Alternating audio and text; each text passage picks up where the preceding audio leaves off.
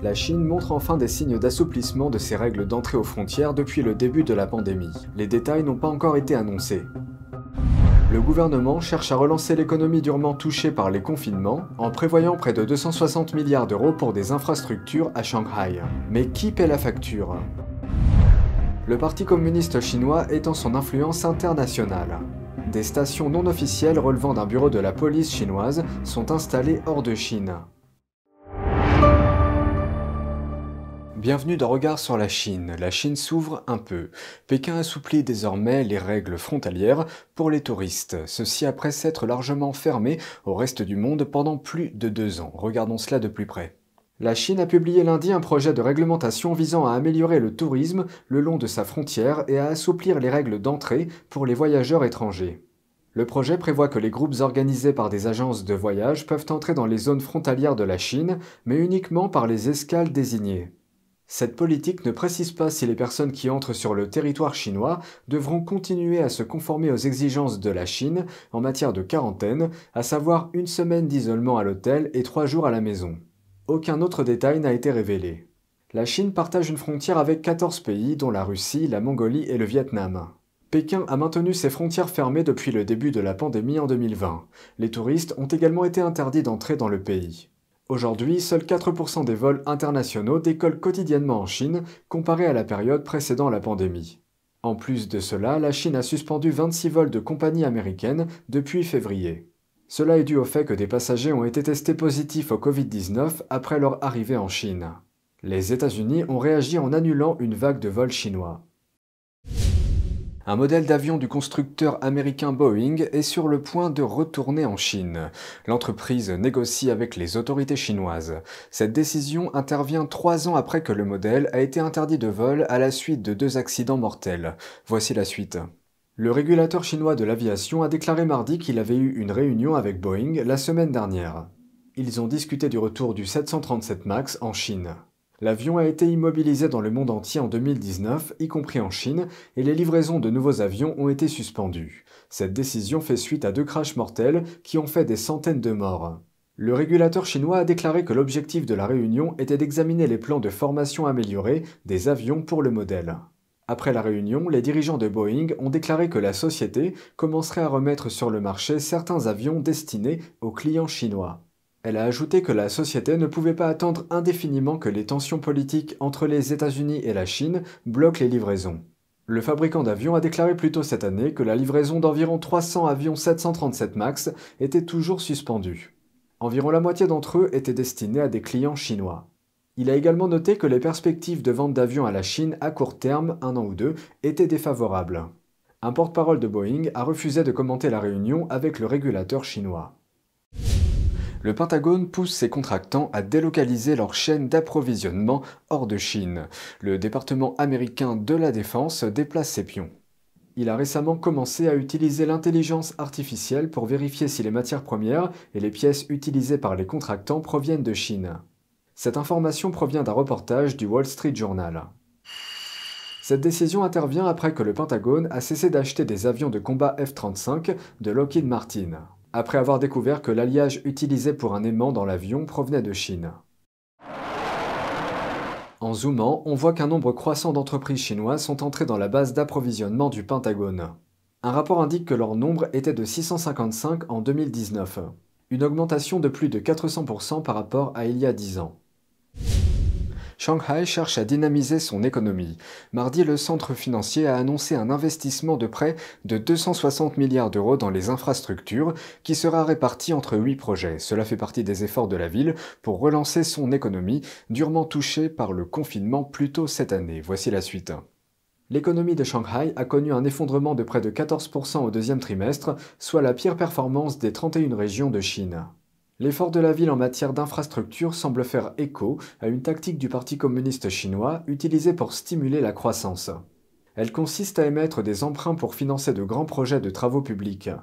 Les 8 projets d'infrastructure de Shanghai comprennent un centre de transport, une amélioration du réseau ferroviaire urbain et des projets de logement, ainsi que des projets d'énergie éolienne en mer et un parc naturel. Ces derniers mois, les investissements dans les infrastructures de la ville se sont accélérés. Des contrats ont été signés pour près de 600 projets, pour un investissement total de l'équivalent de 134 milliards d'euros environ. Mais une question majeure demeure, d'où vient l'argent? En effet, l'économie chinoise continue de faire face aux dégâts de la pandémie, aux ordres de confinement, au ralentissement du secteur immobilier, à la baisse de la consommation intérieure et à la chute des exportations. En réalité, le financement provient en grande partie des citoyens chinois. Pékin a ordonné aux branches locales du gouvernement de finir de vendre plus de 70 milliards d'euros d'obligations spéciales d'ici à la fin du mois d'octobre.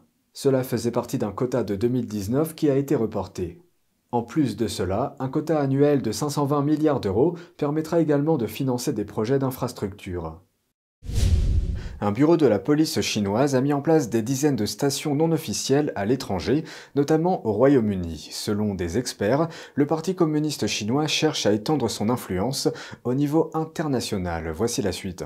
Selon une enquête menée par l'organisation à but non lucratif Safeguard Defenders, ces stations font partie d'un programme piloté par le Bureau de la sécurité publique de Fuzhou.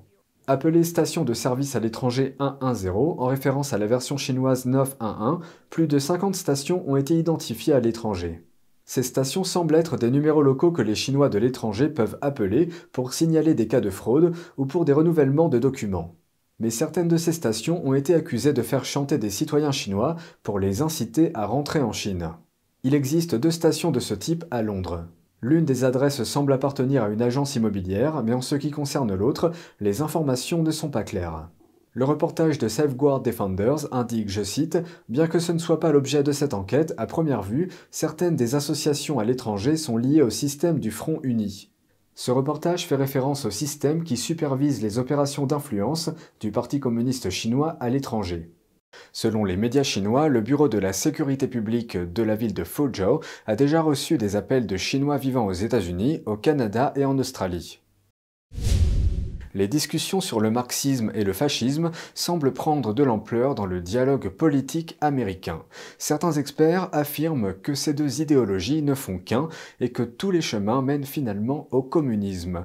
Voici un extrait de l'analyse de Trevor Loudon, l'animateur de l'émission Counterpunch. Où en est le mouvement marxiste en termes d'influence? Dans quel domaine de la société cette idéologie a-t-elle le plus d'influence? Quel domaine vous préoccupe le plus? Je pense que c'est l'infiltration étendue dans la politique en général, l'armée, le système judiciaire, la bureaucratie, dans la plupart des choses, comme les églises. Aussi dans le soi-disant mouvement LGBTQ qui est un mouvement marxiste. Donc c'est partout, c'est à Hollywood, c'est à la télé.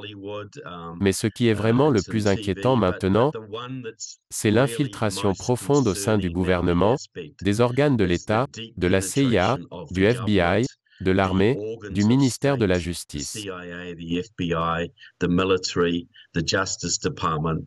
Récemment, nous avons entendu l'administration Biden qualifier les partisans de Trump de semi-fascistes. À quoi pensez-vous lorsque vous entendez cette comparaison? Eh bien, il qualifie les conservateurs de fascistes. C'est Staline qui a commencé à faire ça. C'est un terme communiste. Vous savez, si quelqu'un traite un conservateur ordinaire ou un patriote américain de fasciste, vous pouvez à peu près mettre un cercle autour, ils sont communistes. C'est ce qu'ils font, c'est leur standard, leur modus operandi. Oui, c'est du langage marxiste, c'est du langage révolutionnaire, il se fait un ennemi, il va diaboliser cet ennemi, et il va sévir contre cet ennemi. Parce que cet ennemi est tout ce qui se tient entre lui et un monopole complet sur le pouvoir. Quand je dis lui, je veux dire les forces qui sont derrière lui.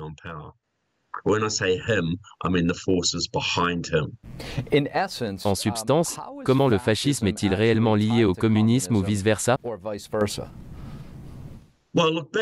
Eh bien, dans les années 30, il n'y avait pas beaucoup de différence. C'étaient tous deux des systèmes collectifs dans lesquels l'État est tout-puissant. La petite différence, c'est que les fascistes étaient plus national-socialistes, et certains d'entre eux avaient un penchant antisémite. À l'époque, on ne faisait pas beaucoup de distinction entre le fascisme et le communisme, ils étaient frères.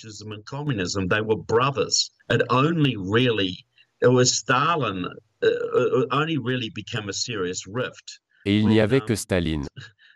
Ce n'est que lorsqu'Hitler a trahi Staline et envahi l'Union soviétique que le fossé s'est creusé. C'est alors que tout a commencé. Jusqu'à cette époque, les communistes américains soutenaient les nazis. Les communistes américains et les communistes britanniques soutenaient les nazis. Les communistes français ont aidé à saboter l'armée française pour que les nazis puissent envahir la France. Ils étaient tous ensemble. Ce n'est que lorsqu'ils se sont brouillés que nous avons établi cette distinction entre le communisme et le fascisme, qui est, au mieux, une définition très superficielle de la séparation.